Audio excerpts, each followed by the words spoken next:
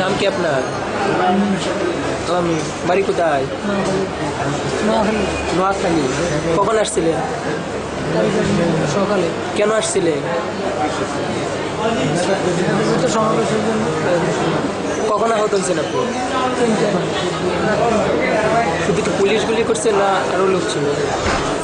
আমরা তো কিছু বুঝতেই পারিনি, মানে বৃষ্টির থেকেও জোরে সব কিছু করতেছে ওরা, সব গুলি, টিয়ারশেল, রাবার বুলেট, এরপরে সররা, এরপরে লাঠিচার্জ, এরপরে পানি পানি আছে না, পানি, জল কামান, সব মানে মানুষের কেমতের একটা নিদর্শন দেখা দিতে ওরা।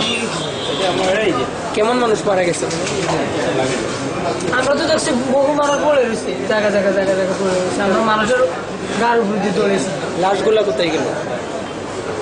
আর করতে পারবো না। পরে র্যাবে আমরা বাড়ির নিচে আসলে নিচে, পরে র্যাবে হাতুগুলো দিয়ে আমরা দৌড়ো যাও গা, নইলে আবার হাতুগুলো পালাই গেছে।